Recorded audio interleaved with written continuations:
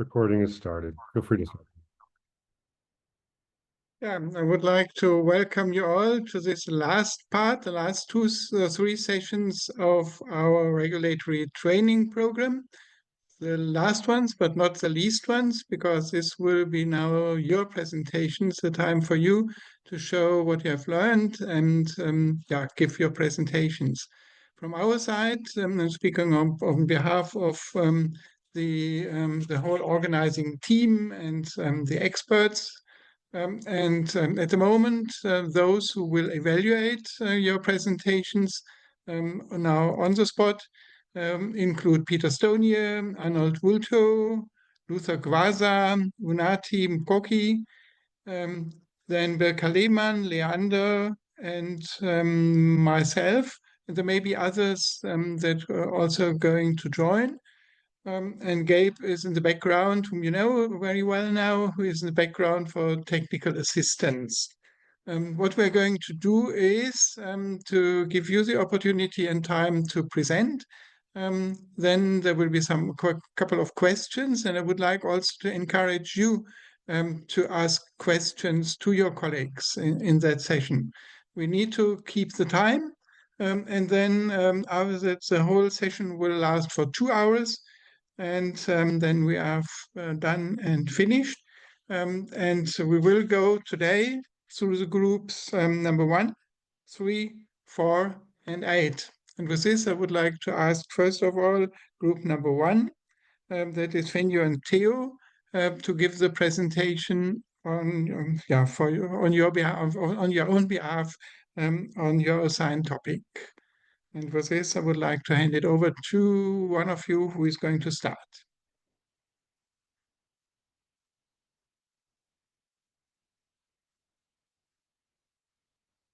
Fenio, Theo, would you be around? Good afternoon, Tim. Good afternoon. We can hear you.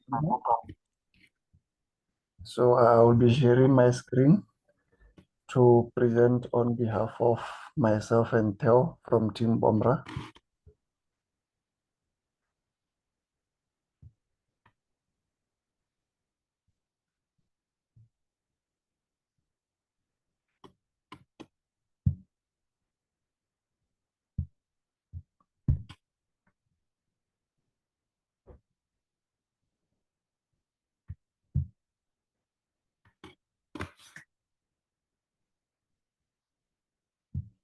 Kindly confirm if you can see my screen.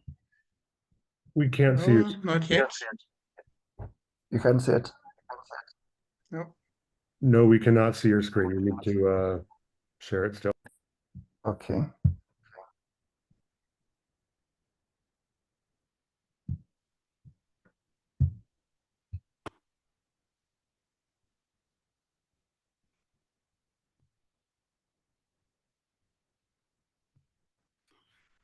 How about now? There you are. Could you move that into yes, exactly slide presentation mode, and that is it. So it's all good and set up. All right. Good afternoon again, Tim. My name is Penyoko Sinto. I'm with Theo from Botswana, Team Bombra. So our task was to basically evaluate the extent at which Pyramax, the target candidate profile, meets the. So as per the task there, we're supposed to use the anti-malarial target product profile described in that reading to discuss the extent at which the fixed dose combination of those two molecules, which is Pyramax, meets the target product profile. And so our discussion was to also include the epidemiology of the disease, malaria, in African settings as well as globally. So first of all, we started by describing malaria. So malaria is a mosquito-borne infectious disease affecting humans and other animals. So it is caused by a protist of the genus Plasmodium. So it basically is carried by the vector, which is a female Anopheles mosquito. And it has been causing periodic fevers since about 2,700 years BC in China. So the common parasites which causes the malaria is the Plasmodium falciparum and the vivax, but we also have Plasmodium ovale and malariae, even though they are not as common. So our scope today would be focusing on those two. So malaria manifests in symptoms that range from mild to moderate, mild or rather moderate to severe. As you can see there, at the very least, we have a fever, then headache, fatigue, diarrhea, and malaria can be fatal if not treated. So as per the statistics, to kind of establish the extent at which malaria can be a concern, it exists in parts of Africa, Asia, the Middle East, South America, Spain, and Oceania. And so in essence, it sort of spans across the globe. America America and Europe are the two continents which somewhat are least affected by malaria. 350 to 500 million people per year diagnosed with malaria, with over 1 million losing their lives. And most deaths occur in the sub-Saharan Africa, mostly owing to the weather, as well as our health systems, which are kind of not to a very great extent ineffective. And most people who die of malaria are children who are aged 5 years and below. And that is owing to their loss of maternal immunity, and their immune system wouldn't be as developed as those of adults. And then 10.7% of childhood deaths in developing countries were caused by malaria in 2002. Then if we jump over to 2023, there were an estimated 263 million cases and 597,000 deaths in 83 countries. So Africa accounted for 95% of the same and 95% of the deaths from the 260 million cases that were identified.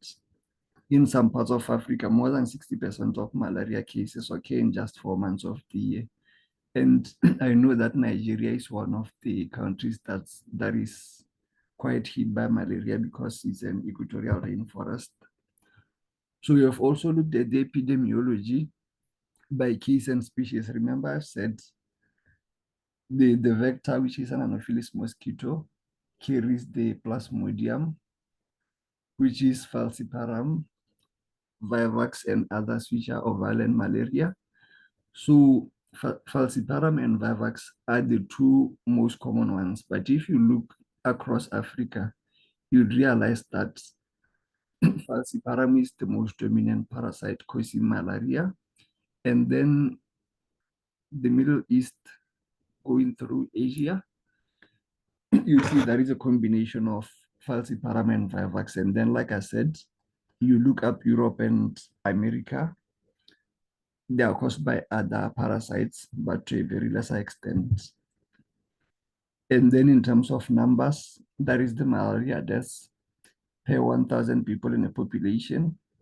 So in Guinea, we have 121.7, Liberia 158.2, Rwanda 108.9, and then you go down Africa, Mozambique, we have 176.1.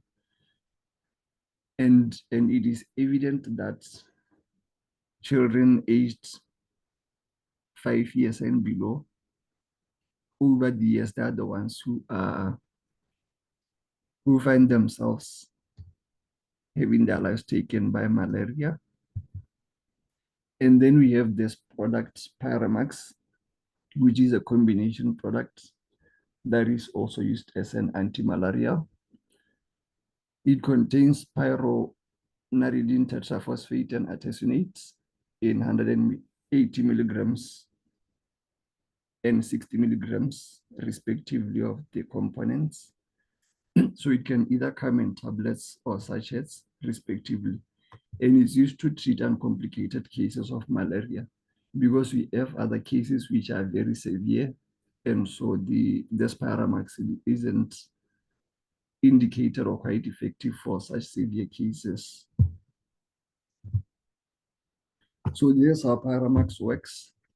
So it inhibits the formation of B hematine, thus preventing the parasite, which is the Plasmodium, from neutralizing heme in the red blood cells, which is toxic to the parasite. And then additionally, by forming a drug hematine complex, pyronaridine inhibits glutathione-dependent degradation, of hematine and enhances hematine-induced lysis of red blood cells. Both these actions lead to parasite death because it would lead to a respiratory collapse. And then there are several mechanisms of actions for artemisinins, which includes the generation of free radicals inside the parasite's food vacuole and inhibition of the parasite's sarcoplasmic endoplasmic reticulum, the calcium ATPase. So these mechanisms are widely accepted, but in essence, the mechanism of work of Pyramax isn't well established in literature, but those are some of the highlights of how it's anticipated to work. So we have benefits of Pyramax. It clears the parasites in 1 or 2 days, as per research, and also 94% of patients in the study of small children had no parasites in their blood after 42 days of administration of Pyramax, compared with 96% of the patients taking the comparator products. And so it shows that it's quite effective. And in uncomplicated cases of malaria, around 97% of patients taking the medicine were cleared of the Vivax parasite after 28 days, compared with those that are taking chloroquine, which is an alternative drug. So the statistics shows that they were able to clear the parasite to up to about 97% in 28 days. And Pyramax was also effective in additional study in patients treated again when malaria reoccurred. So despite its advantages, Pyramax, as any medicine would obviously do, brings about certain risks. And then those include headaches, abnormal levels of white blood cells, vomiting, abdominal pain, bradycardia, hypoglycemia, and increased liver enzymes, and most of which the normal side effects we would experience for oral formulations. So we have, in comparison, presented also the risk associated with alternative antimalarial medications like artemether and lumefantrine. So this combination product affects the heart rhythm, and it also causes severe dizziness, which can lead to fainting. The artesunate mefloquine can cause neuropsychiatric disorders, which include psychosis and convulsions. Then we have artemisinin-based combination therapies. For these ones, the critical concern is resistance to artemisinin. So obviously, if there's a resistance to one component of the combination product, that affects the efficacy of the medicines. So with respect to the target product profile, this is how Pyramax is faring. So on the left, you have the parameters which are evaluated, as well as whether they meet or they are falling short with respect to the target profile. So the rate of onset of action, Pyramax was meeting the target product profile. And then proportional reduction in parasite loads, which is also critical, as we have seen in the prior slide, where it reduced the loads by up to about 97%. So it was able to meet that specification. Parasite-free at day 7, including patients from areas with known drug resistant to the current first-line medications. It was also able to tick that box. And then clinical efficacy at day 28 or later, it was able to demonstrate good efficacy. And then the issue of transmission blocking, which looks at blocking the transmission of the plasmodium from the parasite to the mosquitoes. So it wasn't able to block that chain. And then also when we look at relapse prevention, so for transmission blocking, however, we can use molecules like chloroquine. And then if we have to go the biological route, we can use bacteria such as Wolbachia. And then for the relapse prevention, it was also not able to fare in that regard.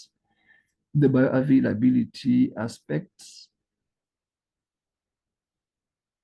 and then drug-to-drug interactions. So it interacts with antiretrovirals and anti-TB drugs. And this one can be quite a challenge owing to the fact that HIV and AIDS, as well as tuberculosis, are endemic in Africa. And most importantly, in Botswana, I think TB is one of the challenges. And so chances of you finding somebody having to take both anti-TB drugs and antiretrovirals together with antimalarials would be high. And then the dosing regimen, Paramax was able to tick that box. Safety and tolerability, consistent with the side effects that we have established, it wasn't quite good. And then as for pregnancy, it can be indicated at the 2nd and 3rd trimester without causing any problems. And then the shelf life of the formulated product is 30 months. Susceptibility to loss of efficacy due to acquired resistance is also low as compared to the other formulations or the other alternatives rather. So we then employed a benefit risk evaluation of Paramax because obviously there are some advantages it brings as well as the downsides. But we are of standpoint that malaria is a disease of global concern. And as we have seen as per statistics, it is a concern in Africa and the global world, with cases ranging over above 220 million annually up to 2021.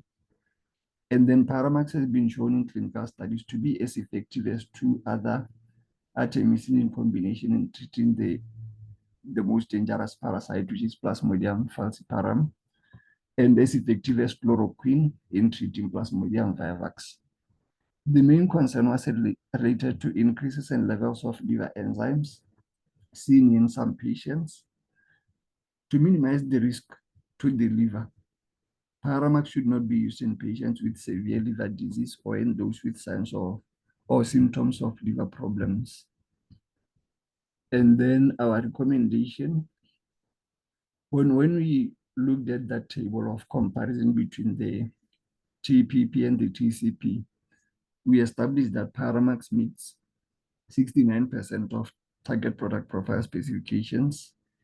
And looking at the fact that it doesn't also malaria is a global concern, which is endemic in about 83 countries. Paramax demonstrated to be as effective as other ABC therapies to treat Plasmodium. So the risk associated with Paramax are manageable and less severe. I think when we looked at the table that highlighted the side effects of Paramax, we could see that they were not as concerning looking at the advantages the medicine can bring. The product that therefore has a positive benefit risk profile and is also registered by the European Medicines Agency. And also one thing we considered was that Paramax is in the WHO list of essential medicines. And so if it's approved by the EMA, as well as listed as an essential medicines by the WHO, it shows that they've also to some extent established the risk benefit profile and seen it fit that Paramax is a good addition. So the product is recommended for registration and the benefits far outweighs the risks. So in conclusion, Paramax meets the critical parameters of the TPP, with malaria being a disease of global concern, especially in children. And there are no alternative medications to the artemisinin-based combination therapies, which have proven effective. And also, like we said, the artemisinin-based combination therapies has a concern of resistance. So if you look at statistics, you realize that the 4-aminoquinolones, the amino alcohols, the antifolates, and the endoperoxysides, they all have a resistance at some point offsetting the efficacy of the medicines. And so the issue of resistance, which is quite not a concern in Paramax, is evident in all the other formulations. And so that gives Paramax a good benefit risk ratio. And therefore we recommend registration of it in both Africa and across the world. That is all we had for you. Thank you. Yeah, thank you very much for that presentation. Before we get into the scientific discussion, I will take an organizational question to your group. And that is, what was then Theo's contribution to this presentation? Because you gave now the whole presentation yourself.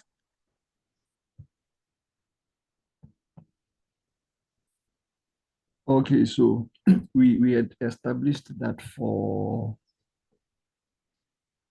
the reasons of flow and consistency, though we have discussed the presentation and compiled it together, one of us would do the actual presentation and then the other would facilitate the question session by taking the lead there. Okay. Good, and that is a fair way to do it. Just wanted to ask for it. And then I would like to hand it over to Luther to chair the and organize the question session. All right, so I'll be handing over to Theo, but that doesn't mean you would be answering the questions alone. I would also be helping where possible. Thank you. Okay, thank you, Bent, and thank you, Group 1, for the presentation. I think if I use the time allocation, we have maybe 7 minutes for that question. So the first one is, obviously you went, I think, more than the request, which was looking at the target product profile. And I think what we were looking at was your critical analysis of that in terms of, the epidemiology of the product, and then looking at the TPP and relating it to Piramax and say, what do you think about that? So you went the issues of benefit risk. I think other groups are covering that. So we won't get into that. So the first one I have is, when you look at the TPP, if you can remind us, what's the sort of minimum requirement in the TPP in terms of the target population? So for an anti-malarial, what should it be in terms of the coverage of the population, if you can remind us?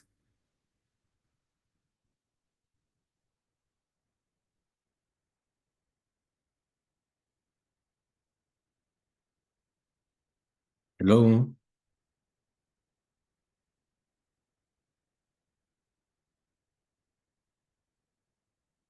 Hello? Yes. Afternoon, everyone.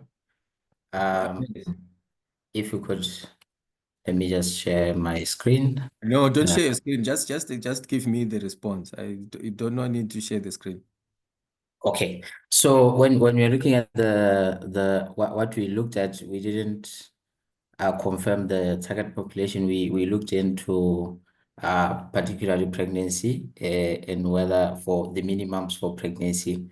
That's one of the factors that we looked at. But for the specific population, I don't think we confirmed that. So, yeah, because the idea was you look at the TPP and look at the parameters. They say, you know, if you want to have a very good anti-malarial product, this is what it should look like, you know, on the TPP.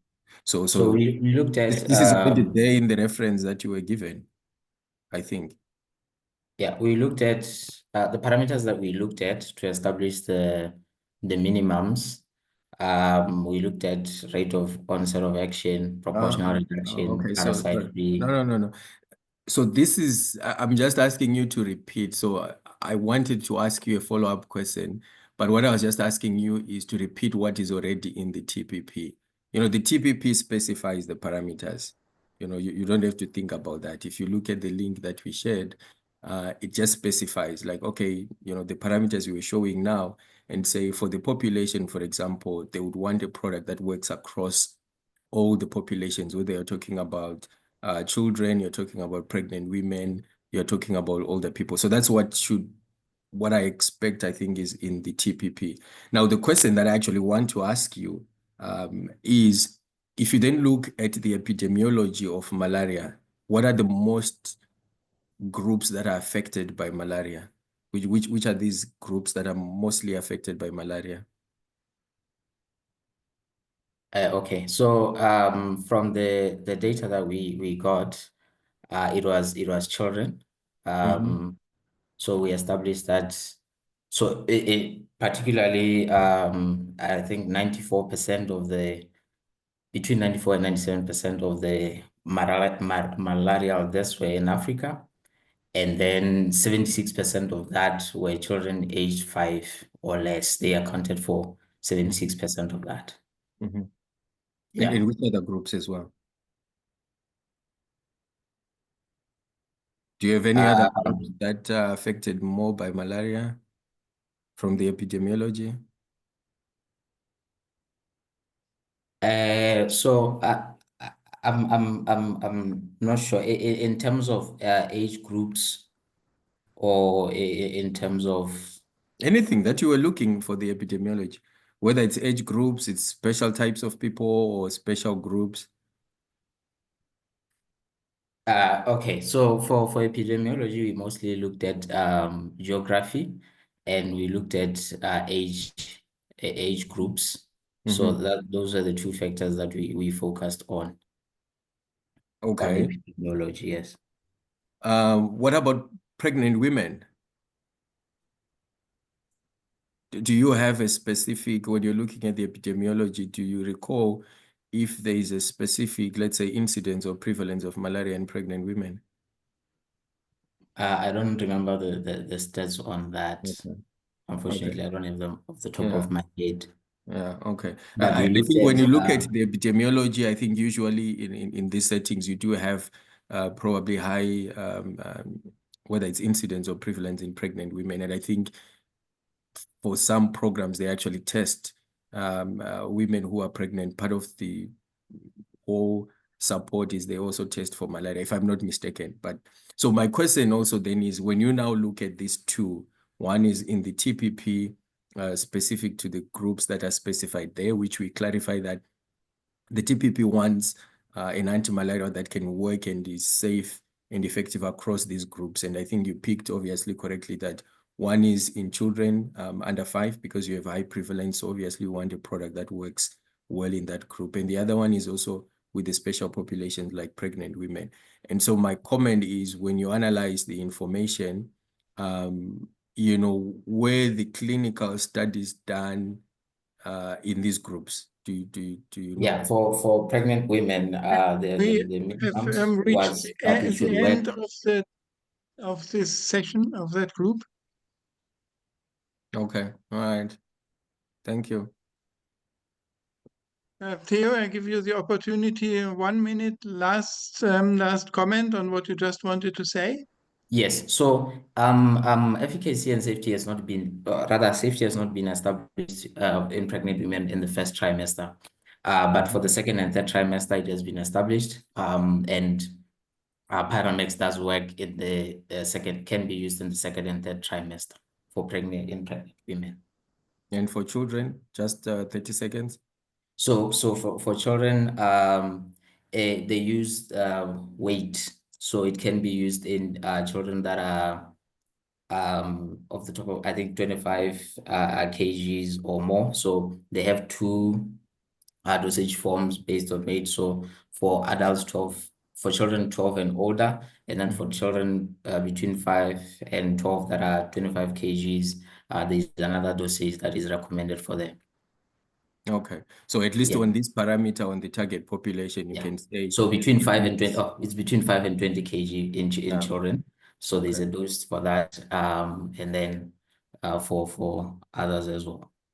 Okay. All right. Yeah. So at least just to conclude and hand over to Ben. So the idea was you look at the TPP, you look at the epidemiology, and then you look at what the product actually does, and then you provide your analysis to say, how well does it meet that? And then that, I think, is the information that is also required for the other groups, which I think you were going on. But let's hear the next group, and back to you, Ben. So thank you, Theo and Fenyo, for the presentation. Thank you. Thank you also from my side to group number 1, and that leads us to group number 3, and that is Jennifer, Jessica, and Leonard. Who is going to present? Hello, good afternoon, everyone. So this is Jessica from FDA Ghana. I'll share my screen right away. Just a minute, please. I seem to be having a small challenge.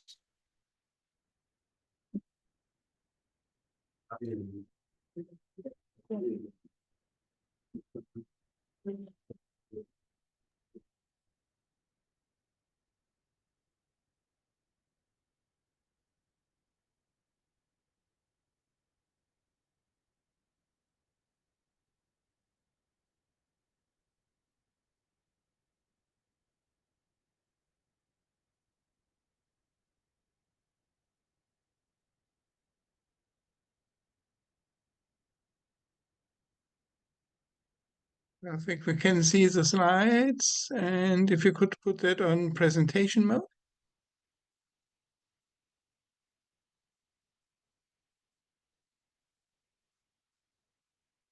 Okay, please, can you see the slides? We see the slides, but it's not yet in presentation. Yeah. Okay, thank you. That's perfect. Okay, thank you. So this is Jessica from Ghana FDA, and I'm with my colleague Jennifer, and these are the group members from group 3.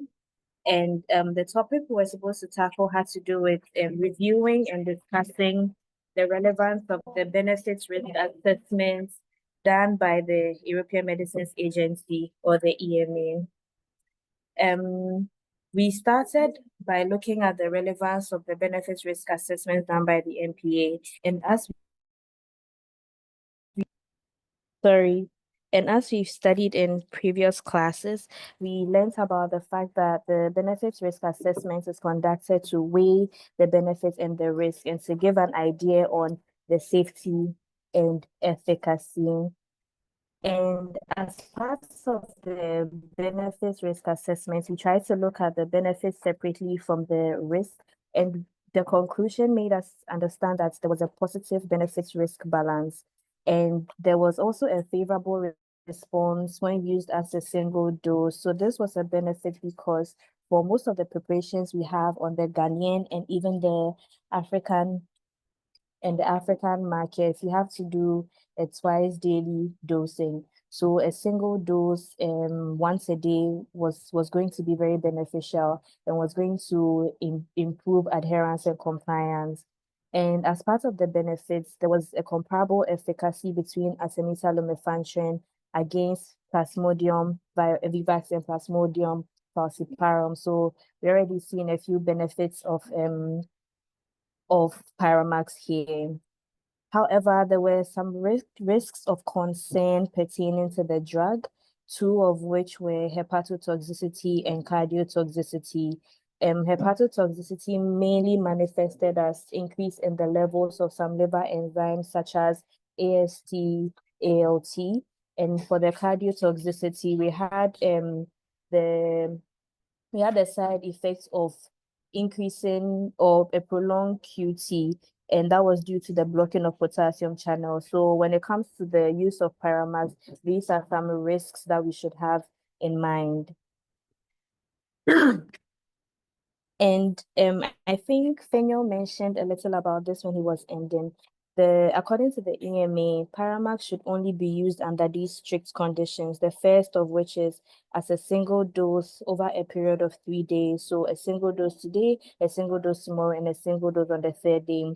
And it should not be repeated in any given patient. So if you've done the 3-day treatment, there's no need to prolong the treatment. The single dose for 3 days is enough for the treatment. And it should also only be ideally, it should only be dispensed at facilities that have the necessary equipment to undertake regular liver function monitoring, since we mentioned that one risk of concern is hepatotoxicity. And as part of the information on the EMA, it says that under this condition, that is, it should only be used in areas with low malaria transmission and in areas with evidence of resistance to the artemisinin-based combination therapy, such as artemether lumefantrine. And in this part of the world, we are seeing increasing resistance with the artemether lumefantrine. So an alternative, an efficacious alternative will be beneficial to us. We also had to look at additional changes or requirements along with the appropriate justification that we would request from the sponsor or applicant. So for some of the further information required, looking at the information on the EMA website, the RMP that was submitted, information was not provided on patients living with HIV and AIDS. And looking at our parts of the world, HIV and AIDS is an issue of public health concern. So if we are having quite a number of the population living with HIV and AIDS, we would want to know how this drug would be tolerated by such patients, and also in patients who are malnourished, because they will have a significantly lower weight. So we would want to look at all these. We would also need data on the use of Pyramax in pregnant women. The information that was provided did not make available information on the use of Pyramax in pregnant women. And pregnant women have a higher risk than the general population of getting infected with malaria. So we would need information on that. We would also want the applicant or the sponsor to provide information on the drug-drug interactions. As stated earlier, two major adverse reactions of concern are hepatotoxicity and cardiotoxicity. So we would want to investigate the use of Pyramax with other drugs that have the potential of causing hepatotoxicity and then cardiotoxicity. So for example, azithromycin, ciprofloxacin can cause QT prolongation. So we would want to study how it interacts with Pyramax. And also, we would want to know how hepatitis B and C patients tolerate Pyramax, since these patients already have compromised liver function, such that the side effects of hepatotoxicity is not detrimental to such patients. As part of the information required, we would also want to study how patients living with cardiovascular diseases are able to tolerate Pyramax, especially patients who present with bradycardia, like Fenyo mentioned, and have issues with the QT interval, since Pyramax has the tendency to cause a prolongation in that. And as part of the information required, we would want the applicants to have a targeted PV program to provide real-world safety data for the cases of adverse effects of hepatotoxicity. And to conclude, this was a very interesting topic because malaria has been a major issue in Africa and in Ghana.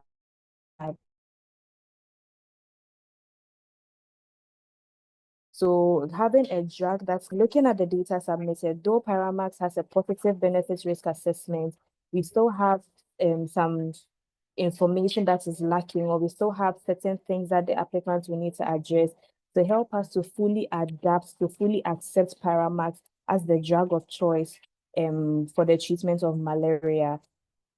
Yes, and additional efforts are needed, as mentioned, the information that is required, particularly in addressing safety monitoring challenges and data gaps in vulnerable populations. So this is a reference. We use the EMA, the RMP of Paramax available on the EMA website. Thank you very much. Yeah, thank you very much for presenting this on behalf of the whole team, and also for being so nicely in time, which will leave a lot of quite some time now for discussion. And again, I would like to hand it over to Luther. And I think also considering the discussion we had in the previous session with Group 1, I think the issue around pregnancy is one of the interesting topics and challenges. Luther? I thank you, Ben, and thank you, Group. Is it Group 3? Yes, Group 3. That is Okay. Group 3. Okay. Yeah, so as Ben mentioned, of course, this is a continuum, just to clarify that, even though the groups are presenting on one particular aspect, but what you need to keep in mind, and even for those who are joining, is that this is continuous. So you have to be using, those group assignments from before and make sure that you're linking them to your specific assignment. So for instance, on this one, you can see that it should, or, it ties to the TPP and how you assess to what extent does Paramax meets the specifications in the TPP, and then how do you weigh the benefits and the risks there in terms of making a final decision.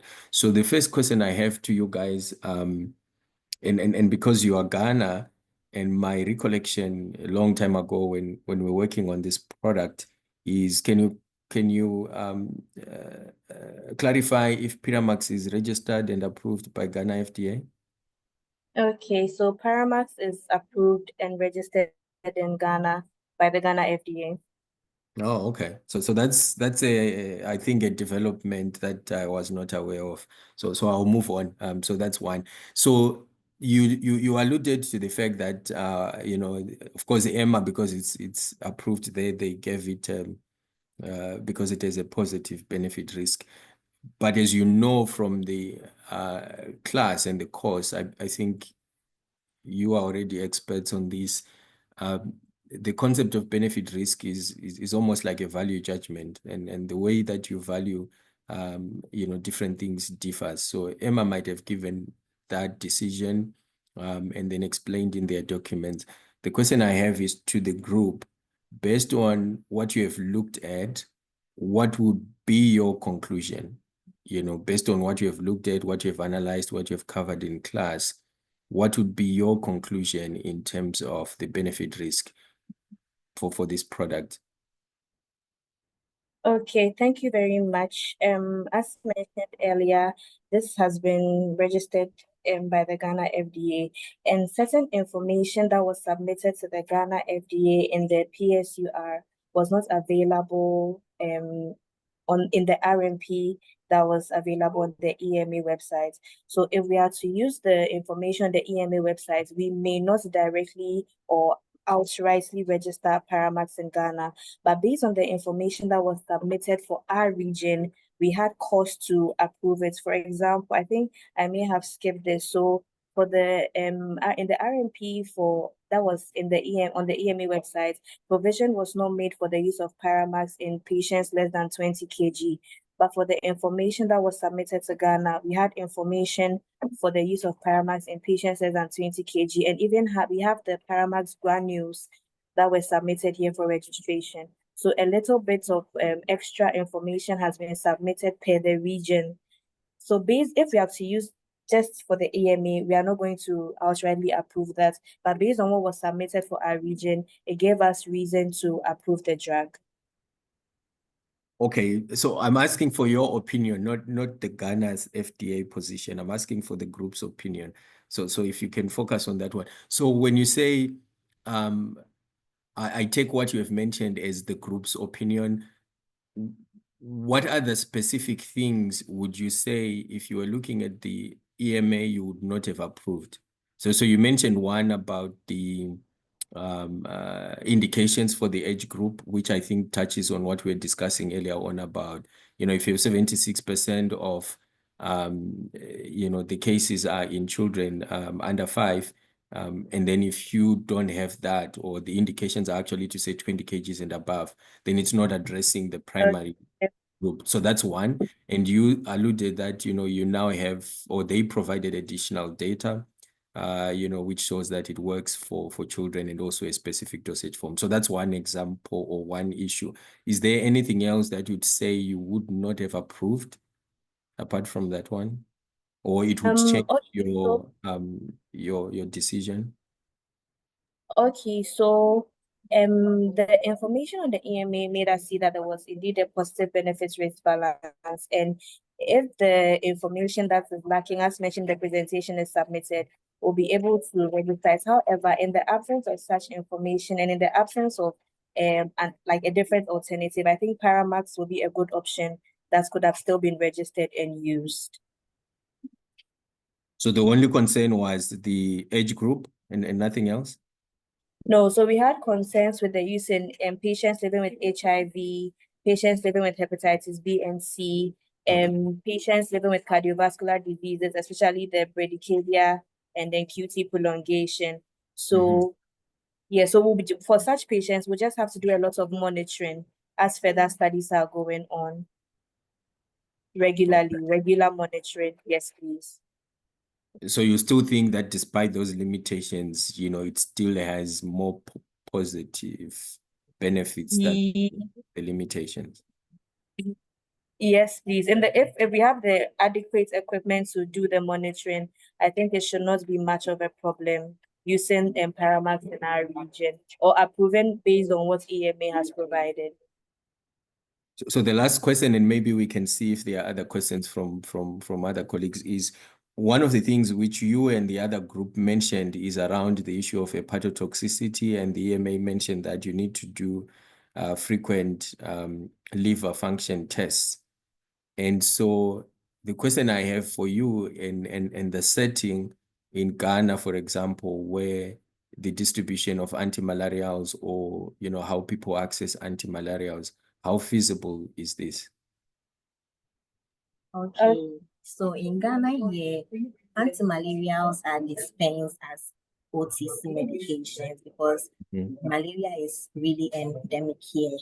But here we have so many labs around, approved labs around. So with Pyramax, we can although we can give them out, we will let them know that they have to do frequent liver monitoring. And with that, I don't think if pharmacists should dispense the Pyramax, it should be a medical doctor who should prescribe it due to maybe its liver toxicity and other things. So although we can use it here, frequent liver monitoring is required, and the liver monitoring labs are all over the country. So it's not really a problem. Thank you. So as a follow-up, how would that work? Because you mentioned then people access the antimalarials is over the counter.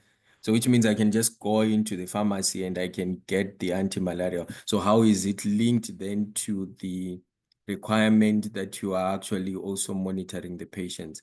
And follow-up to that is there's also an issue that you shouldn't give it repeated, right? You give it once, but we know that sometimes, you might get malaria twice in the same season or maybe more than 3 times. And therefore people may tend to go back, and then get the Pyramax even for the second time. and which Okay. increases the risk of the liver toxicity, because that's actually a contraindication here. And then if you are dispensing it as OTC, then you don't have any prescriber who's actually doing that action of knowing that they prescribed, antimalarial, the Piramax. Now, if the patient comes back, then they know they don't have to do that. But if I can access it over the counter, so how do you balance that with your setting and what you are saying now? Okay, so please let me clarify that. It's not like when you walk in, we give you the drug. No. Before a pharmacist will dispense an anti-malaria, we have to do the test, the rapid test, to ensure that you really have anti-malaria. Sure. Or if the patient brings a prescription before we dispense it to you. So we don't really give it out because you reply, like the patient has requested for it. We give it out based on the results of whether the patient has it or not. So that's what we do. And please, the other question. Okay, so for the second question about how realistic the monitoring is going to be, as my colleague mentioned, we have a lot of labs readily available. So for the cases where a prescription is written, we would advise as part of the counseling when dispensing, we'll let the patients know of the side effects of hepatotoxicity and the need to conduct the monitoring, and they could always send the results back to the doctor. And for the patients that come to the pharmacy, we test and it's positive and we dispense the drug. We could still educate them and then let them know that they need to do the monitoring, and they could bring the lab results to us. And depending on the fluctuation in the numbers, we could just refer them to the hospital. I don't know if that answers your question satisfactorily. Komsa. Maybe we can open if there are any other questions, because I think we still have about 9 minutes. Any questions from the other groups or from the faculty? Before asking a question myself, I would like also to recommend anyone from the other students then to make comments or suggest or look into some of these issues that have been discussed are very local to Ghana, and it may be different in other regions, other countries. Any comments from your side on these issues? And it doesn't have to be a question directly, it can also be a local comment like from SAPRA or from other regions. And while you think about it, I have one question, and that is, have you ever considered, when we talk about benefit-risk ratio and considerations assessment, to use this universal framework that Stuart Walker has presented? Would that be a useful framework to, for example, address benefit-risk ratio for a product like Paramax? Okay, I think it will be beneficial, but we didn't get to use that. But I think it will be a beneficial tool that can help us to establish the benefits risk. Yes, please, the benefits risk balance. Peter, any comment? Can I just ask about drug-drug interactions? I noticed on the TPP template that there were some drug-drug interactions, but there was also a cross, not a tick. And I just wondered if that meant that that was a very serious drug-drug interaction which affected the use of the drug or affected the safety. How would, in that particular aspect of the template, what represents a tick? I'm so sorry. Could you repeat the question? We are having some network issues here. If you don't mind, please, the question again. I'm just asking about the drug-drug interactions which have been mentioned. I can't remember what they are, but they were present, and they were present on the TPP template with a cross. And I just wondered what the cross meant, whether this was a very positive, serious drug-drug interaction which affected the use of the product, And the next question would be what represents a tick in that column for drug-drug interactions? Does that mean that they're not serious or they shouldn't be considered? Have you got any Question, I comments at think, all about the primarily drug-drug goes to group number interactions? one. So that question goes to group number one back, which is fine. Fenio, Theo, any comment on the okay. tick, your TPP?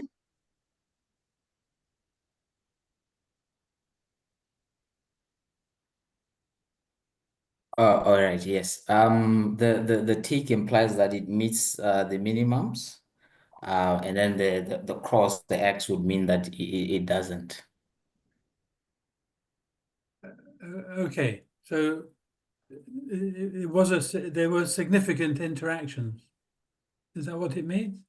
Yes, specifically for drug-drug interactions, there were antiretroviral drugs and some of the anti-TB drugs. There were drug-drug interactions there. I see. Okay. Yeah.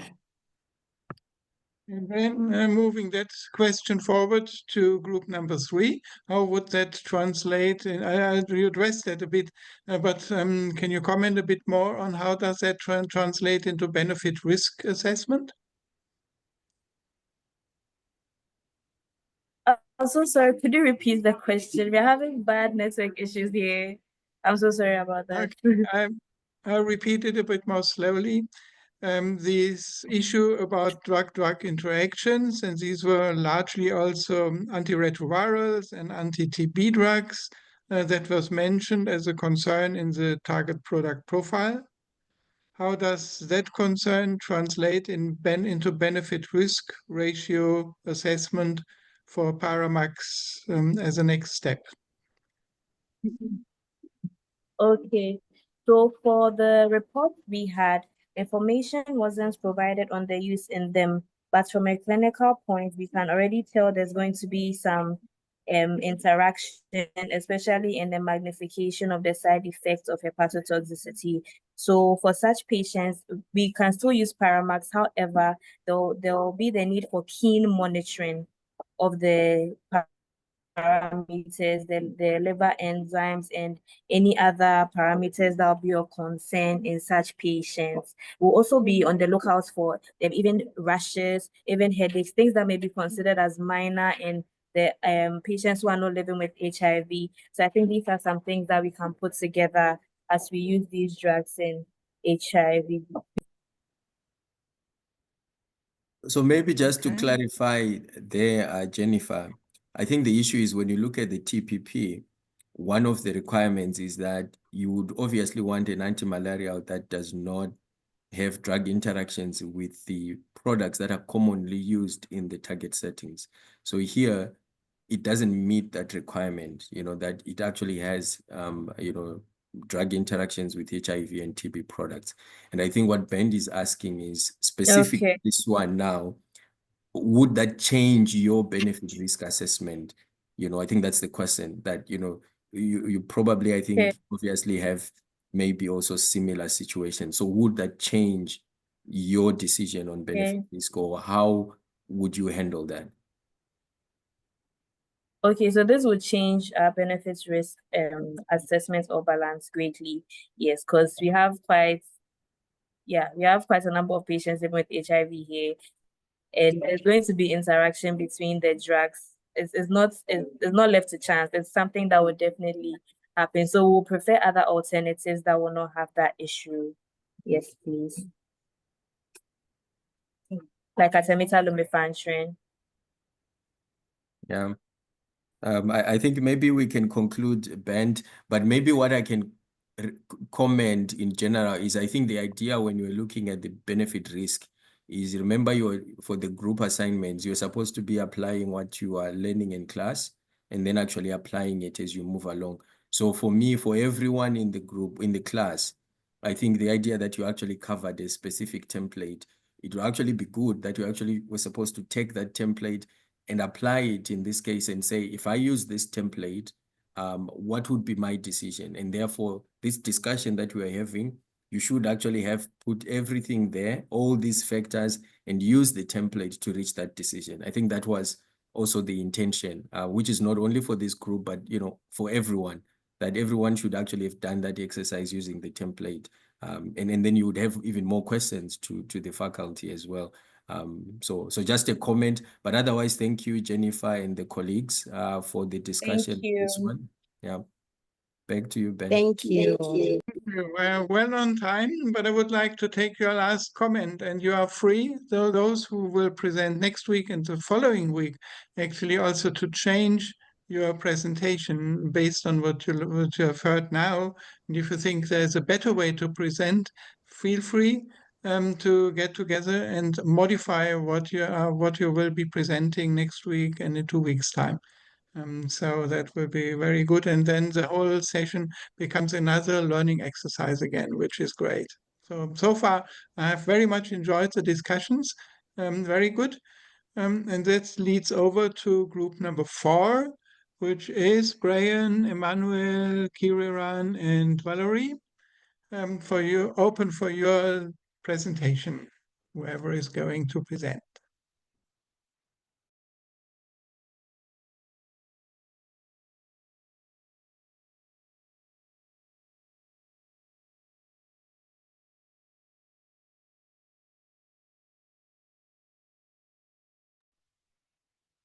Right, we can see it, and it is in presentation mode. Go ahead, wonderful. So good afternoon, good evening, colleagues and faculty. You can hear me? Yes, we can see the presentation and we Yes. can hear you very well. Yes. Okay, so this is group 4 members. And we are Kiran, Brian, myself, and Valerie. And our question was, we were to review and discuss recommended PI from IMA for the fixed dose combination of pyronaridine, tetraphosphate, and etoposide, that is Pyramax, in our local African population. Then after going through the product information, we suggest what additional changes or requirements are required with appropriate justification. And this we did focusing on the therapeutic indications, the posology, method of administration, contraindication, special warnings, precautions for use interaction with other medicinal products, and other forms of interaction, PD and PK. And so it was a summary. So in case if you want to stop me anywhere, you can stop me. If one of my members wants to chip in, they can chip in. So the first one was section 4.1, therapeutic indications. And you have seen what group 1 presented. Pyramax tablets are indicated in the treatment of acute and complicated malaria infection caused by P. falciparum and P. vivax in adults and children weighing 20 kilograms or more. So from that, we noted that malnourished children who are below 20 kilograms are not taken care of. And so in our assessment, we wanted to ask the sponsor, because we have other forms of plasmodiums like P. malariae and ovale. So we needed some additional clinical data to show Pyramax is effective against P. malariae and ovale and mixed species infections. Yeah.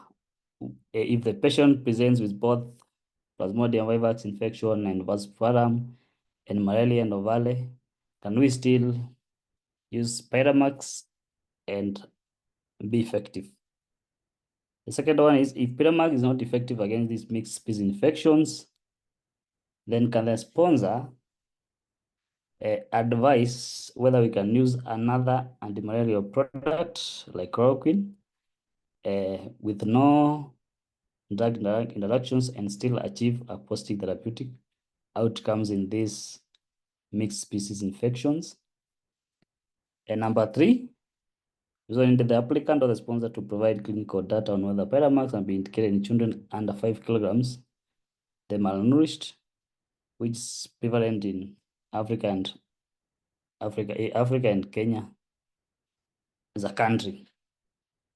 So the next section we looked at was 4.2, the method of administration, and these sections, we agreed what was given, the dosing, the posology was well taken care of, and we had no issue to raise that section. Next was contraindications. And what we found out was missed here is that in our African region, we have some high prevalence of tuberculosis, HIV, some neglected diseases like lymphatic filariasis, trypanosomiasis, sickle cell, and this was not captured in the product information. So we wanted to request the sponsor applicant where they can provide data on whether Pyramax can be used in patients with such conditions. And if not, then they should provide a clear contraindication for such concomitant diseases. And the next one was what we have said, that Africa is a challenge of malnutrition. And so children below 5 kilograms, how can this product be applied on these kids with no issues? I think you can hear me, eh? We can hear you. Okay, fine. 4.4 was special warnings and precautions for use. And this, we had one point of this high prevalence of glucose 6-phosphate deficiency in the sub-Saharan Africa. And this was not captured in the product information provided for Pyramax. So with this in mind, we wanted to request the sponsor whether they can include the screening of 6-phosphate deficiency before initiating therapy, and what would be the effect of Pyramax on patients with this deficiency. And next was interaction with other medicinal products and other forms of interactions. And this, what was coming in mind was, since Africa has this prevalence of these diseases, so most of the patients will be getting this malaria will be taking TB drugs, lymphatic filariasis treatment, and because it was not captured in the PI, we wanted the sponsor to provide additional information whether Pyramax can be used in patients with TB and other neglected diseases who are actively taking the medications for these diseases. And before that, we also talked about herbal products. Herbal is a huge area in Africa. Most of our people use herbal products even before going to the hospital or pharmacy. And therefore, we needed information on herbal and Pyramax interaction. Next was pharmacodynamic properties. And from this section, after evaluation assessment, we needed the sponsor or assessor to provide local data on resistance to Pyramax, since it has been documented that there is a resistance to artemisinin-based therapies, and our product has artesunate. The next was, we needed the sponsor to provide a recommendation for use of Pyramax in mixed infections, which I've talked of the mixed species infections of the 4 Plasmodium species. And then our guidance on the management of repeated episodes to malaria and how to monitor incidence of resistance of the same. And then lastly, it was pharmacokinetic properties. It was well taken care of, except because we had request for additional data on patients with 5 kilograms and below, that's children. So we needed whether the sponsor or applicant can provide some PK studies data in malnourished children, which is specific to our local population. And that was the end of our discussion. Any questions, and my team members can come in. Thank you. Emmanuel, many thanks for that good presentation. Could you please comment regarding the other team members? So that was a team effort, that whole presentation. Everyone from your team has contributed more or less in a similar same amount, or can you comment on that? Yes, Prof, we did this as a teamwork, and then I was to present as what Group 1 said for floor purposes, and they are all here. They are ready and eager to answer to your questions. Thank you. Perfect. I have a first question and then hand it over again to Luther. And that is, you mentioned in your presentation, the slides, like the one that we see now, says now there's a request to the sponsor to provide certain data, like specifically malnourished children or drug interactions. Was that your suggestion, or was that actually included previously in the regulatory submission process? So what I want to ask is that your ideas, what you would ask, or is that something your agency has already asked during the process, during the regulatory submission process? And same question as Luther had asked in Ghana before, is the product now approved in Kenya, or?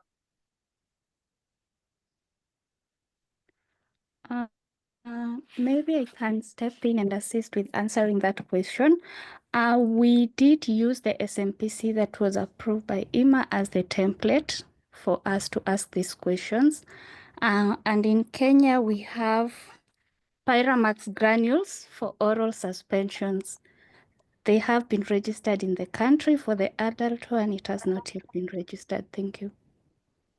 And are these questions that you ask, for example, is there information about malnourished children in your product information in the country? I don't think it's in that product information, but it's something we can ask. Ideally, what we normally ask for is a risk management plan, risk minimization plan, and also PSUR data. So we keep following up on our population on the same, just to make sure that the product is not affecting the population as much as they are using it. For Kenya, we have majority of the people being malnourished and also having diseases that were not covered in this SMPC. And we felt like these are questions we could ask if we had this information at that time. But I think if we get the next application for the adult product, we might ask that question. Thank you. Perfect, thank you. Yeah. And with this, I would like to hand it over to Luther. Thank you, Group 4, and thank you, Ben, for those questions. So this is also an interesting one, I think. So one is, for me, it's a general comment. I think the intention is that, and I hope that's what happened, that every group completed all the weekly assignments, which means every group looked at the TPP, you looked at the benefit risk, you looked all the items. What you're only presenting is, just one part. So, but the assumption is you already have the other background, and that should be informing what you are presenting as well. Just also to make sure that this is clear, that you're only presenting one part, so that we don't have repetition, that all groups are presenting the same parts. So that's why you're presenting differently, so that the whole should speak to that part. Now, so you have a lot of questions that you have, which is similar to what Ben was asking. That for me would go back to the TPP, for example. And so from what you are suggesting, it seems like you are saying the target product profile itself, may not be sufficient for this? Because if I'm a manufacturer, I use the TPP to design how I'm going to do the studies. So that's my first comment, because I think you raise quite a number of comments. One obviously is about malnutrition, which is valid. So maybe the comment would have been also if the TPP itself, when it's describing, what should be the target for this product, maybe that was not sufficient because there's a significant group, in your opinion, that should have been included, but maybe it's not included where the product is needed. And the second one, I think you're also picking on a number of, I think, contra indications for those diseases. So maybe that's one comment. And then the comment I have, maybe the question for you is, you mentioned about TB products, but I understood from the previous group and also from the TPP that the applicant or the manufacturer did show that there is interactions with the TB products. And is your question that it was not included in the product information, this aspect of interactions with TB products, or you're asking for something else additional? Because I assumed that they already have that data, that it's you have interactions with HIV products and also with the TB drugs. But in your comment, you were raising it as a question. So any thoughts on that? Thank you for that question. This is Brehan. I think I'll attempt to respond to the question, and my colleagues can also jump in to provide more clarity on where maybe I'll be short. So for us in this section, we looked at the comorbidities that we have in our local setting. Again, tuberculosis is of high prevalence, the same case with HIV and AIDS. So for us, we needed more elaborate data in this section, especially due to the drug-drug interaction that we anticipate. Again, due to the liver toxicity for the drug, and also because the TB medications and also HIV medications also have a greater potential for causing liver injury. Again, that was an area we felt that we needed more data on. I'll welcome my colleagues to contribute further. Thank you. Yeah, also maybe to add is that I think under contraindication and referring to comorbidities, we noted that the SMPC was silent when it comes to tuberculosis, in the sense that we all are aware that tuberculosis, one of the forms is miliary TB, and it causes widespread liver toxicity. So in the fact and the setting that this product itself is implicated in causing hepatotoxicity, we wanted to know whether if someone has these comorbidities, you are suffering from TB and also get malaria, is it something that you can actually advise the patient to take alongside this medication? So we found that the SMPC was silent in that condition. So we thought it would be wise to ask for more data, or maybe they could clarify that it's contraindicated in these conditions that can actually worsen hepatotoxicity. Okay, I'll come back and follow up on this, but I saw Bilka had a hand up. Yeah, thank you, Susan. Thank you to the group. Excellent presentation. I do have a question. You mentioned several concerns regarding comorbidities and so on. For me, it's a question, do you want to see pre-approval studies? Do you want to make contraindications, or do you want to make post-approval pharmacovigilance studies? This in line with thinking about when you are delaying the marketing authorization, you do have a different benefit risk for those who are not will not be treated. So perhaps my question is too complicated, but clear. Do you want to have pre, during, or after approval the information? Thank you. Thank you for giving me the chance to asking, but it's very, very challenging.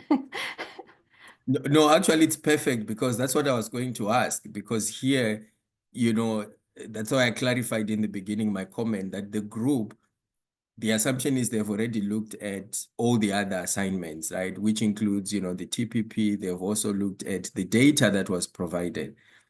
which is exactly to your question, to say now they are reviewing the product information and based on what they're asking, it's not clear. So it's a perfect question, which I was also going to ask, but you put it very nicely that what is it that the group is asking? So over to you, group 4. What is it that you are asking, considering you are reviewing the product information? So what exactly are you asking on those aspects is requested? Maybe I can go first and then my group members can come in. So maybe if we take a scenario that this product is coming to Kenya, for instance, and we are assuming that if this product has gained marketing authorization in other African countries, probably this is data that is available by the manufacturer. So I think that would be more of pre-approval studies for them to convince us that if this product is safe in certain comorbidities, like as we said, tuberculosis is one of them, sickle cell diseases, and other neglected tropical diseases. Are there other studies that they're performed in the African context to back up the suitability of this product in the African market? And of course, if there are other studies, maybe post-approval studies that have also emerged in countries where this product has been registered, it would also provide a solid foundation for us maybe to consider it for registration. Let me rephrase. Did you look at the clinical studies, that were conducted to demonstrate safety and efficacy?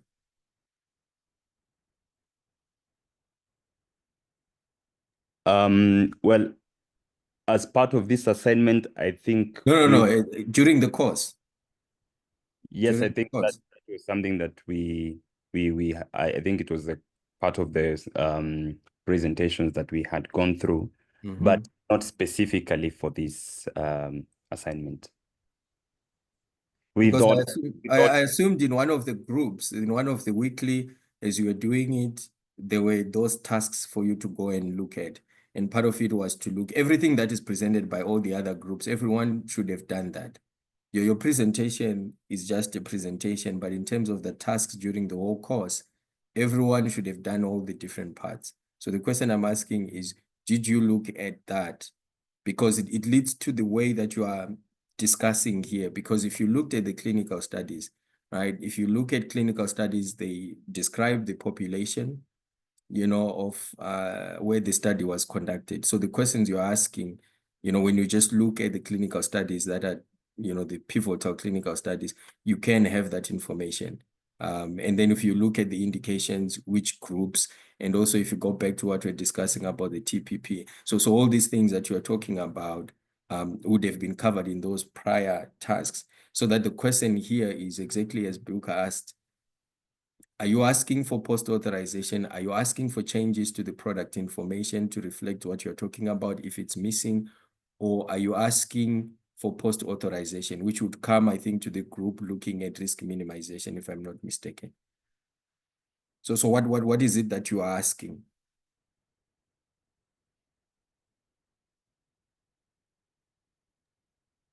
Maybe to step in and add in on what my colleague has said, we were looking at the SMPC, keeping in mind that it is what the healthcare provider looks at when they're administering this product. So we looked at the deficiencies that were in the SMPC that is already published, yeah, and came up with additions that can be input into the SMPC. And we were looking at it as a first application that has come to us as a dossier. So the applicant can either submit responses, either giving commitments that they'll provide that information once available, or give an alternative, but this will not derail us placing the product in the market. I don't know if we've answered the question.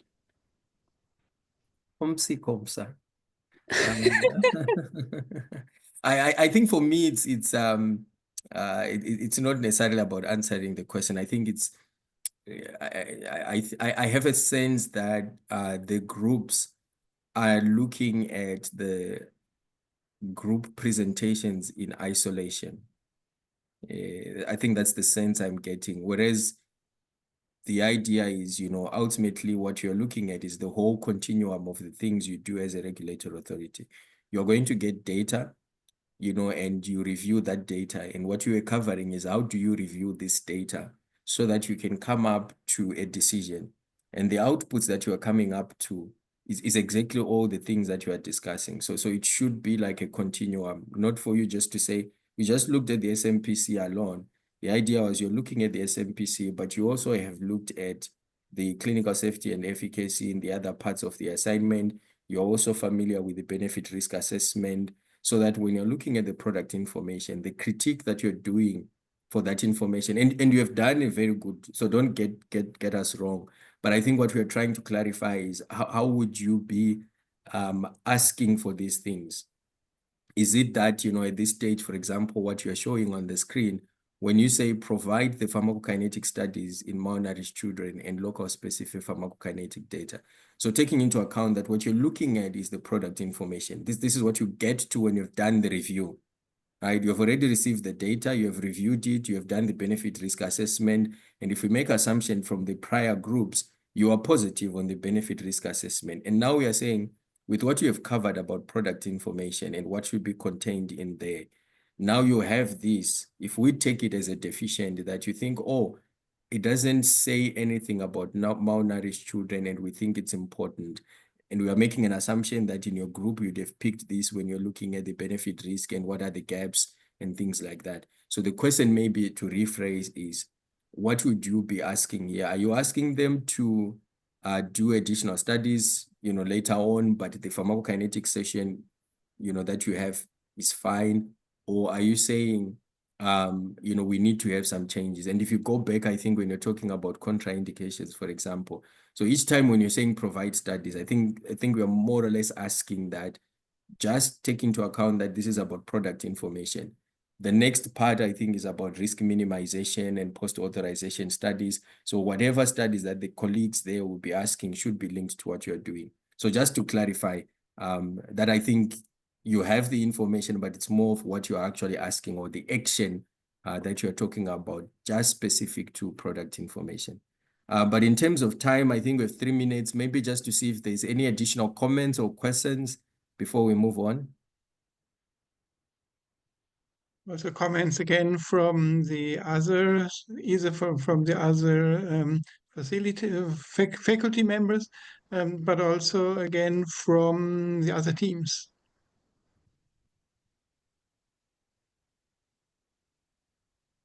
I see Peter, is his video up? Well, it's just being polite, really. We could ask an additional question to this group about how important is this lack of information on these two species of P. ovale and P. malariae. I mean, you asked the question as to whether there should be further studies done. Is your judgment that this is necessary, or is this just a relative? I mean, for instance, are there other clinical trials available which cover these other species, or is it fundamental that you have to do studies against the specific species? To answer that, there have been studies that have been done in Kenya showing the prevalence of this species. That is, for example, P. malaria, we have a prevalence of 9% of infections. And for P. ovale, we have 1.5% infection prevalence. As much as this is low, we feel like if this product is administered to a patient who is suffering from a malaria infection from this species, complications might arise and it might be fatal since it will not be effective. So we felt as a group that that information would be relevant, if available, to be included in the product information. Okay. Yeah. Thank you. And we're well in time. Last comment from me, and that is more philosophical comment, and that is when I hear the discussion now again about you get all the data now for in a regulatory submission dossier. Now you think something is missing, and now you scratch your head and say, what shall I do? Shall we now postpone the decision and wait for more studies? Or based with the limited data, still do a regulatory approval and then all sorts of other recommendations? Would it not be a better approach to go for a scientific advice procedure in the countries or in some of the countries before going into the clinical trials and say 2 years before regulatory submission, and then make all these recommendations well in time? That is more for discussion and for thinking, not to conclude on now here, but that might be a way forward. And with this, I would like to hand it over to the last group for today. That is group number 8, and that is also changing gears a bit, because now we are going, as I understand, going into the topic of more of the biologicals. And that will be Helen and Kani, Philip, Tabi, and Teresia. And please take over the baton and give your presentation.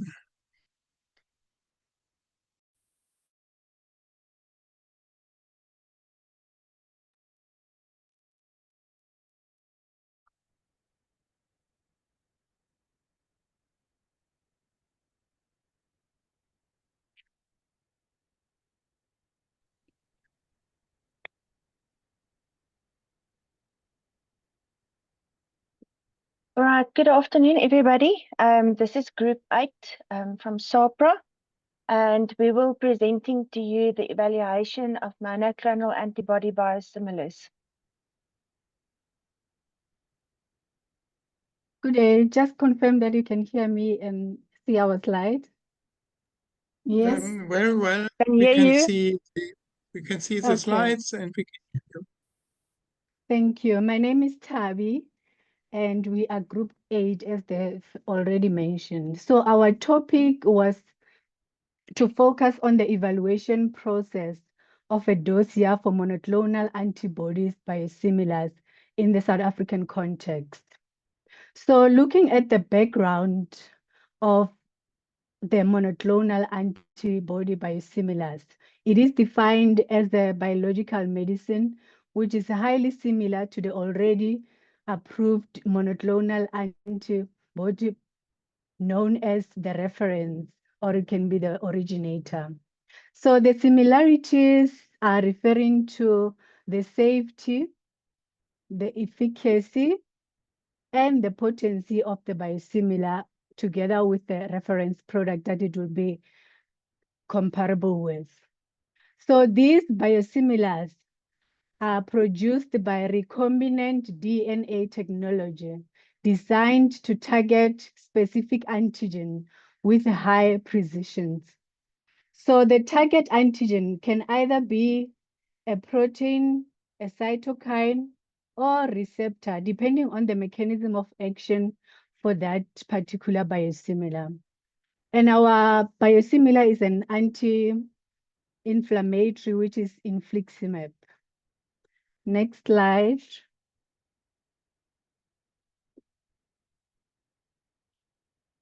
So according to SAPRA regulatory framework, a biosimilar must demonstrate higher similarity in terms of the structure. Go back to the previous slide.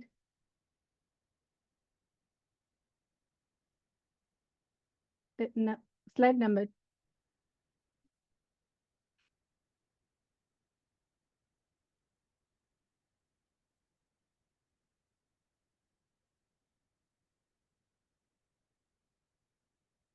Yes. I was saying, according to SAPRA regulatory framework, a biosimilar must demonstrate a higher similarity in terms of the structure, the biological activities, the efficacy, safety, and immunogenicity. There could be some minor differences, but should not be clinically significant, clinically meaningful or significant. The next slide. So when evaluating a biosimilar dossier in SAPRA, firstly, the application will go through screening process to confirm if the dossier is complete. So if the dossier is not complete, a query letter will be sent to the applicant to submit an outstanding data for that dossier.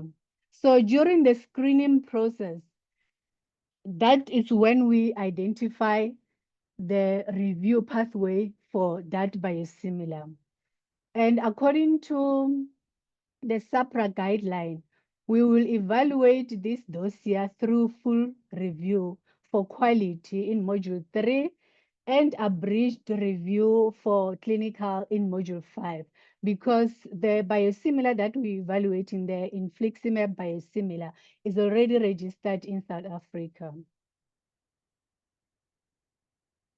So the demonstration of the biosimilarity, it will depend on the comprehensive comparability studies and solid pharmaceutical studies.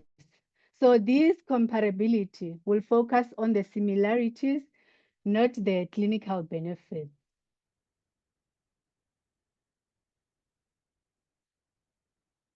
Next slide. I will hand over to my colleague to continue on the steps on evaluating a biosimilar. Good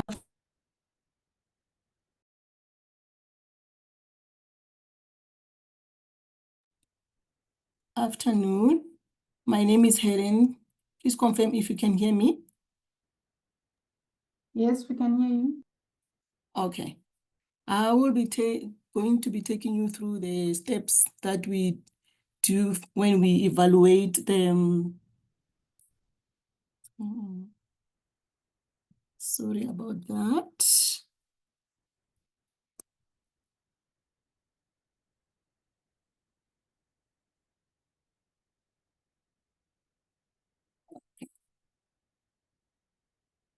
Sorry about that. I don't know what. Tisha, on your side. I don't know what's going on here with my thing. Yo, I can't see my slides. Sorry. Sorry about that.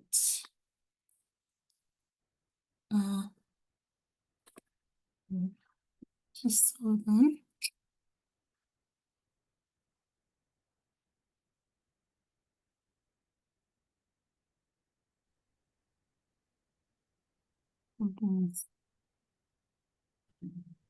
We can see your slide, Helen.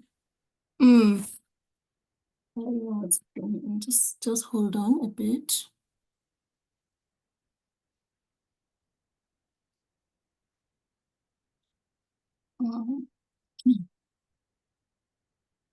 Okay, I will be going to be taking you through the steps that we do when we evaluate our submitted data. After my colleague has mentioned that after checking the completeness and legal and administrative requirements, and also against the local regulatory standards. What we'll do when we evaluate the data that has been submitted in the dossier, we'll first start with step 1, that will be looking at the comparative quality assessment. In here, we are looking at the physical, chemical properties and biological activity of the map that we'll be comparing with the reference product for accuracy and sensitivity and reliable methods to determine variabilities. If there are variabilities, they should be minor and not clinically meaningful. And we'll be looking at analytical methods for physicochemical characteristics. Any structural heterogeneity should be evaluated against the reference product. Biological activity, also there are biological assays that measure the activity of the drug substance, and that can be used to determine the product variability in terms of whether they are active, that is, there are any purity, or inactive if there are impurities. Then after we have looked at the comparative quality assessment, we will go to the non-clinical assessment. So in this step, the amount of clinical data will be determined by the outcome of the quality studies in step 1. If there are differences found in step 1, then in vitro and in vivo studies will be performed. In vitro studies should be done first, and a decision should be made as to whether in vivo studies are required. The approach will then be fully justified in the CTD under non-clinical review. So non-clinical studies should be performed before initiating any clinical trial. In vitro studies, as per SAPRA guideline, at least 3 independent batches of biosimilar, the proposed biosimilar, one of which will have to be a production batch, should be provided. And then the study should specifically include the binding of antibody to antigen or antigens. If this test fail, that is in step 2, the applicant will have to submit a new biosimilar as a new product. In vivo studies, if the outcome of the in vitro studies fail to fully demonstrate biosimilarity of the proposed biosimilar map and the reference product, further evaluation is needed using in vivo studies. An in vivo test should be considered after taking this into account, that whether there is a significant or relevant differences in the formulation and the use of specific excipients, and also if the different amount of chemical or biochemical substances in the proposed map and the reference product, and also if they are relevant in vitro assays.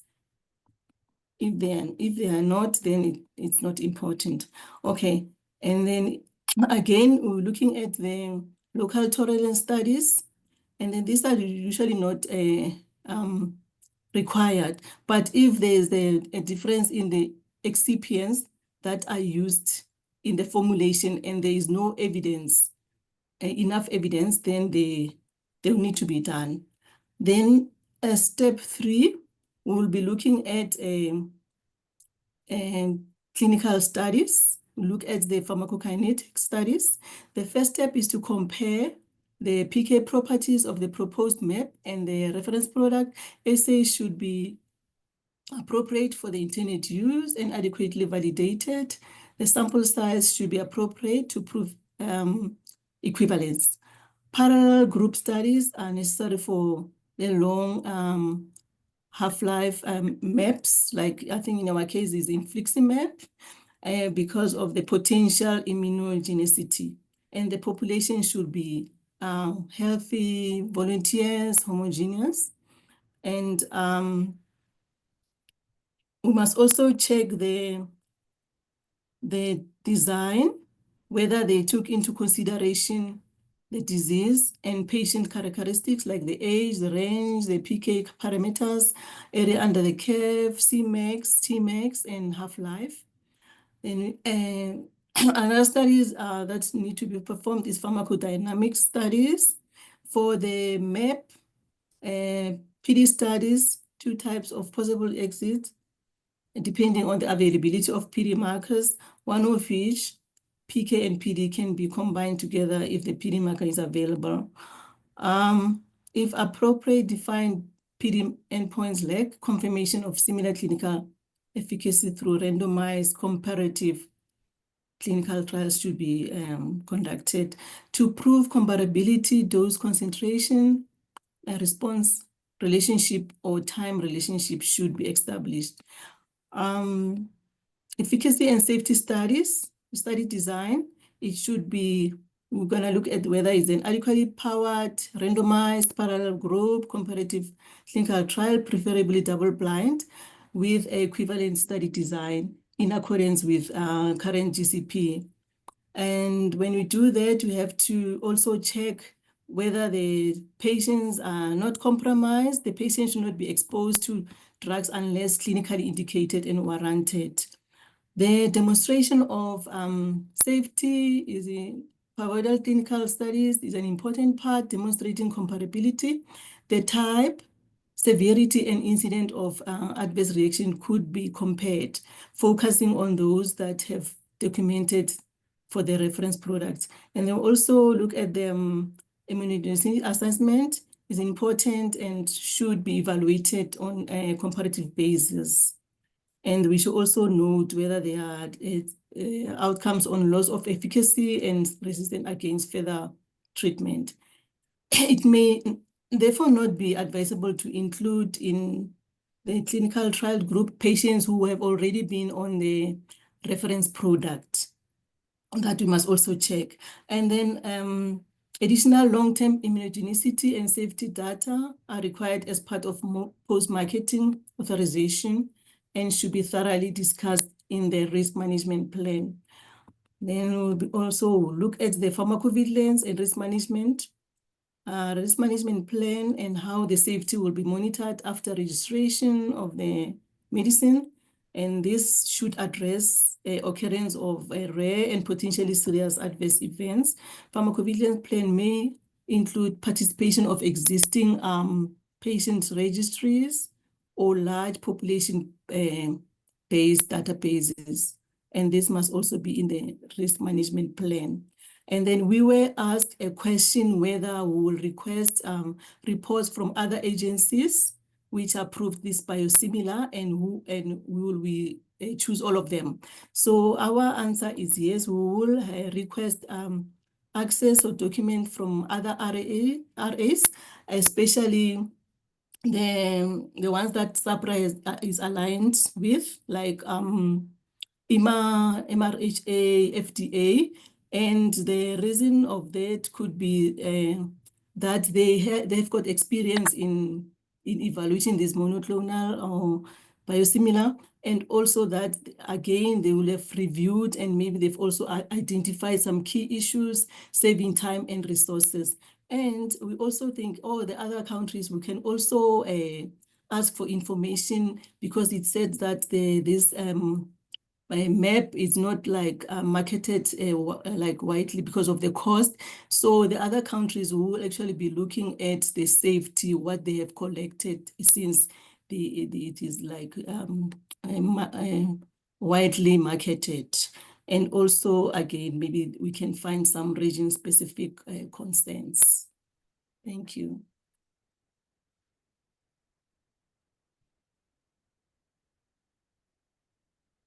Yeah. Okay, I think this is the question. I've already covered that one.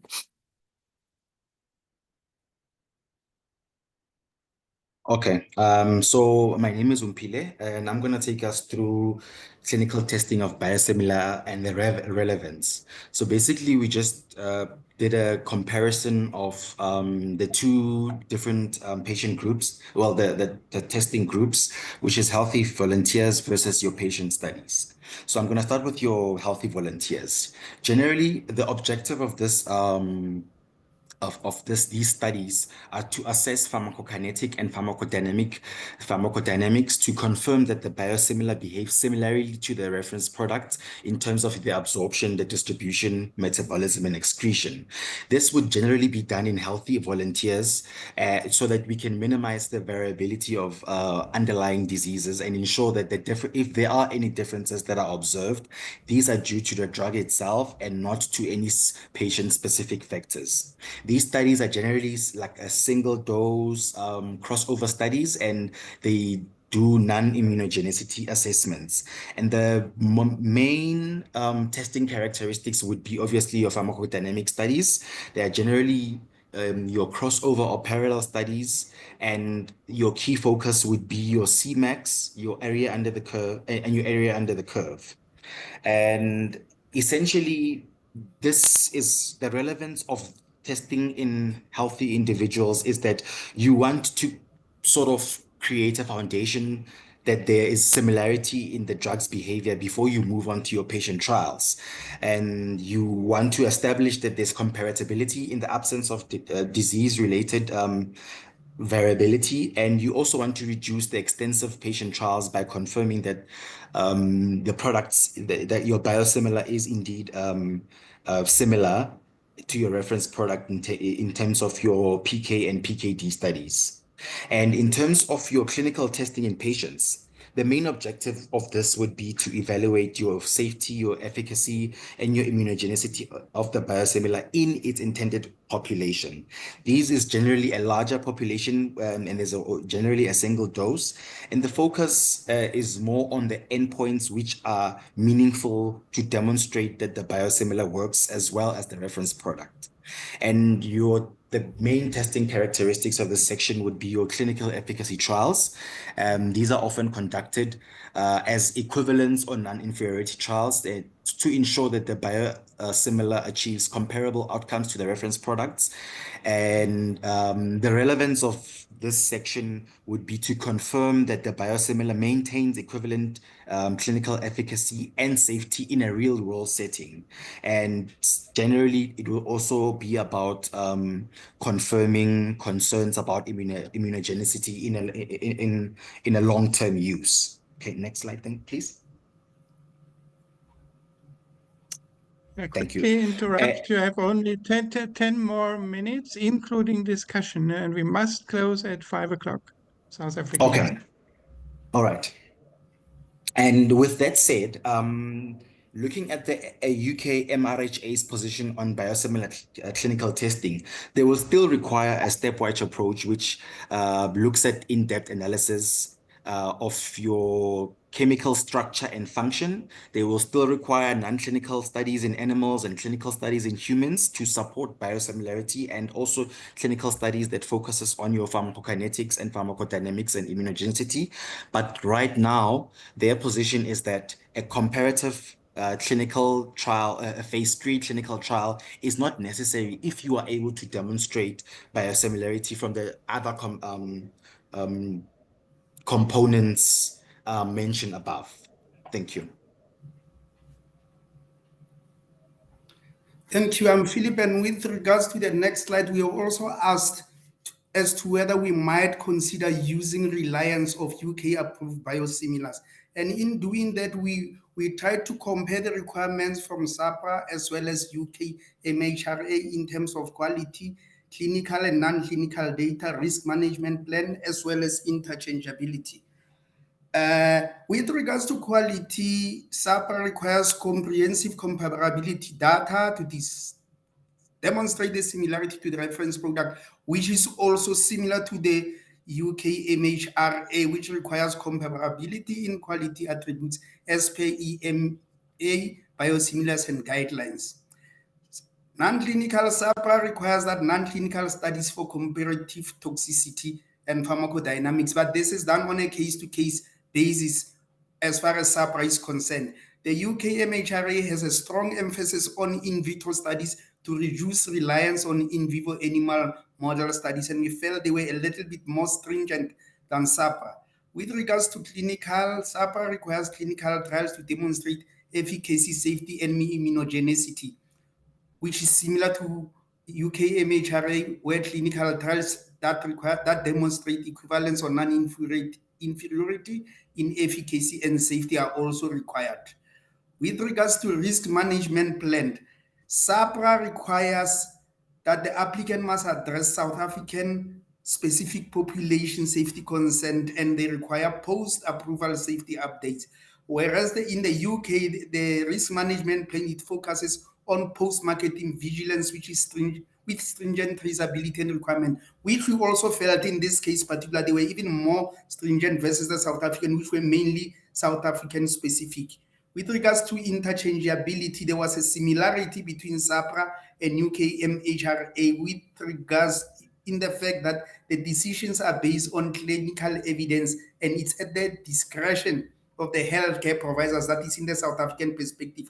While in the UK, interchangeability is not automatic and switching decisions are guided by clinical judgment.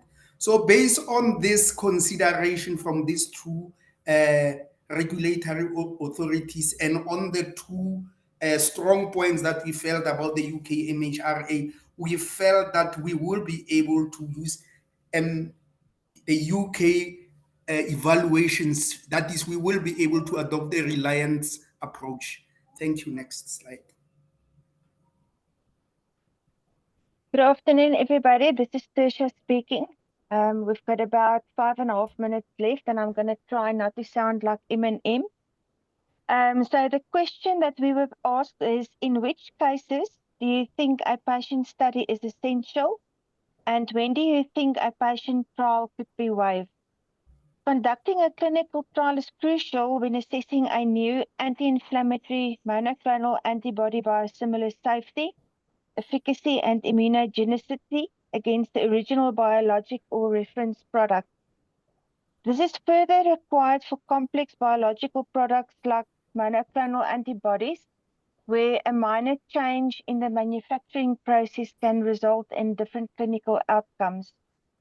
In certain scenarios, however, like parallel group randomized trials, patient trials might be waived or modified. According to the common rule, a consent waiver might be granted if the research poses less than minimal risk to participants and cannot be practically conducted without the waiver. Further to this, the waiver should not negatively impact the subject's rights and welfare. We were then asked, are there country or region-specific requirements that you will request from the sponsor? Provide arguments for your answer. Our response was yes, there are country or region-specific requirements for anti-inflammatory monoclonal antibody biosimilars. Regulatory agencies in different regions have their own guidelines and requirements for the development, approval, and marketing of biosimilars. SAHPRA has 2 guidelines, one on biosimilars and one on ECTDs, and a guideline compliant dossier will ensure that the biosimilar meets the necessary standards for safety, efficacy, and quality in each market. What specific requirements will you have before your agency can give a positive outcome? So we said that prior to the South African Health Products Regulatory Authority, or SAHPRA, approving an anti-inflammatory monoclonal biosimilar, the sponsor must provide comprehensive data demonstrating the biosimilar's quality, safety, and efficacy. Prior to the ECTD evaluation being performed, the regulator and applicant or manufacturer shall meet to discuss the expected outcome from a regulatory point of view, what the requirements are in order to ensure positive outcome whilst minimizing unnecessary delays. Identifying the quality characteristics of the reference product is the initial step in the development of a biosimilar. A comparability assessment must confirm structural, functional, and clinical similarity. In terms of quality and non-clinical data, we would then go ahead and evaluate the pharmaceutical quality, in vitro biostudies, and non-clinical or animal studies. Clinical data would cover topics such as the PK studies or the pharmacokinetic studies, pharmacodynamic studies, confirmatory PK and PD studies, efficacy trials, clinical safety and pharmacovigilance, immunogenicity, interchangeability, administrative requirements, and then the last one, which is also a very important one, is ESS, or your ethnicity sensitive studies, which might require bridging studies to ensure that the drug is safe for a specific ethnicity or population. Thank you very much.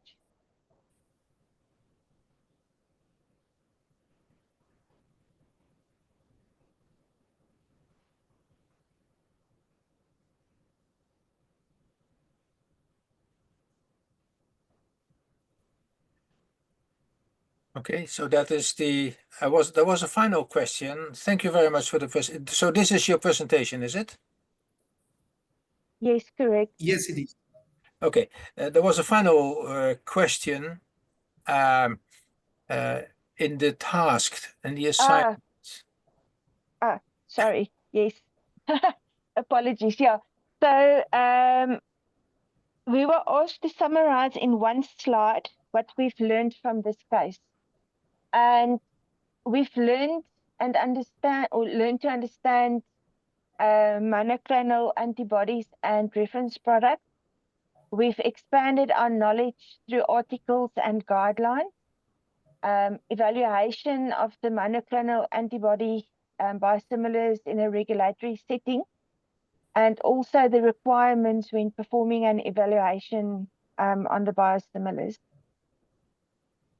Okay, thank you very much, Blanche. Bernd has had to leave because he had to leave at 5 o'clock sharp at your time, and he asked me to take over at this moment. Unfortunately, we have already chewed up most of the time. Nevertheless, I want to ask two questions that I think are quite illustrative as the learning experience. And the first question is that you were discussing, and that was done by Mauro Piane. He talked about the in vivo studies looking at pharmacology, pharmacodynamics, and toxicology. Is there any scientific evidence that you will learn something when you are using humanized monoclonal antibodies in animal studies? Can I have an answer to that?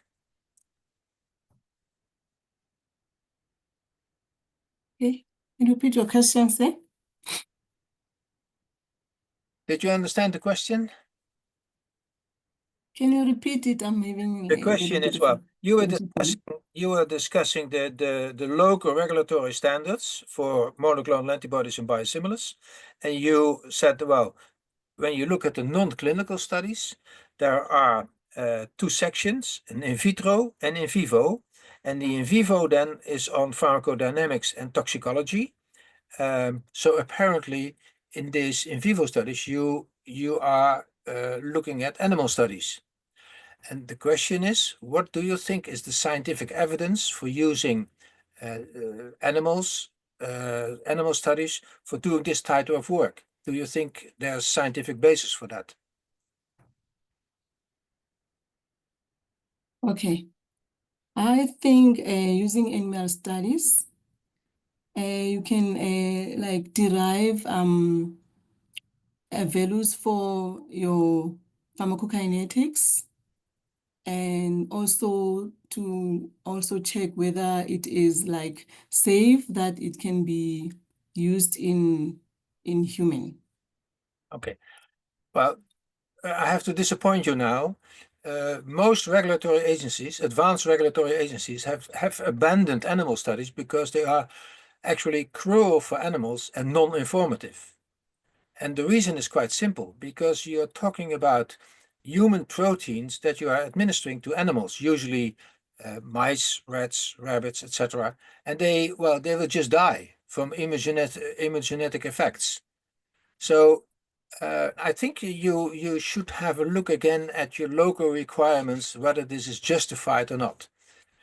So most advanced agencies now have specifically said, well, in vivo studies are not required anymore because they are non-informative. I have a second question, and that is on the scientific basis of ethnicity-sensitive studies. That Terre Blanche was addressing that at the end. Yes, correct. Yeah, so what is the scientific basis for that when you look at biological medicines? Some ethnicities, in terms of DNA, might have a missing DNA from the genetics, and that can potentially impact on the working mechanism of the biosimilar. So you think that the biosimilar might act differently due to genetic reasons from the reference product? Yes, correct, because it depends on enzymes that are present or not. Okay, have you find anywhere any evidence for that? Personally, no.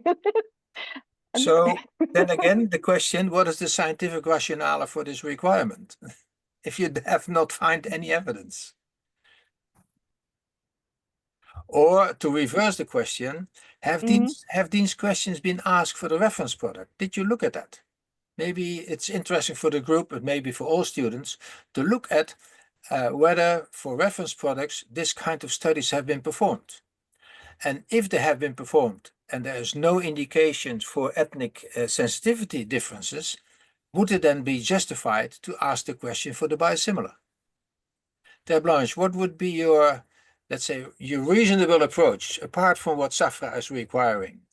Yeah, I think my personal feeling is that if a drug is developed in Europe, and there are some, because we found in the past that the African continent, due to ethical differences, there could be a difference in how the drug responds. So I think in terms of doing the due diligence and ensuring that the drug is safe for people on the African continent, one has to ensure, because those are not necessarily studies that people in Europe would perform. They might have only focused on the European population and not consider the effect on the African population. Perfect. I 100% agree. So have these studies been done for the reference product in Africa? On ours, because on the infliximide, I'm not sure, maybe one of my colleagues can assist. I think in terms of our presentation, They were not done. Was it not done? So if it was not done, why do you ask then the question for the biosimilar?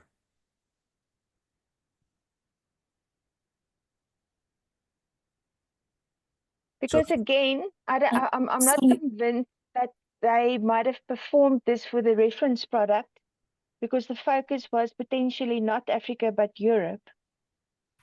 So I don't know if it's maybe a gap in their study. If it makes sense what I'm trying to say. Well, what I try to explain is it's difficult to ask questions from the biosimilar that have been answered already for the reference product. So if there's no indication for certain problems, whatever there are, there can be immunogenicity or other things, then why ask them then for the biosimilar if the biosimilar is supposed to be structurally similar to the reference product? Is that an unreasonable assumption? Who of the group can answer that question? We are 5 people, so I've only heard 3 now.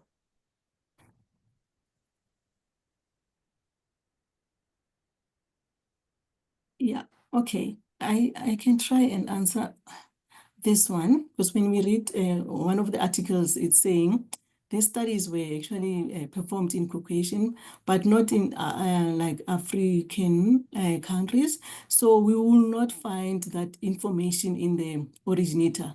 But I think they can still be done. Oh, yeah. Yes, So that we get data for African ethnicity.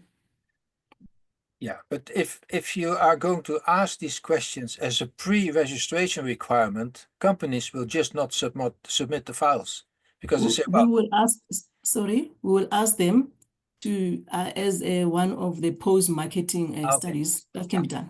Yeah, and then of course you can look at the post-marketing data from the reference product. Okay, thank you very much. Unfortunately, we had some misfortune in the presentation, and we are way over time now. I wish to thank the group 8 for the presentation. Thank you very much. Thank you. I hope the other students have learned also something. Well, the intricate problems you have when comparing, let's say, a globally approved product and comparing it with locally designed guidelines. That is just that may give some friction in making products available in your countries. So I see Peter Stoney is online again. Peter, I would like to finish now. What about you?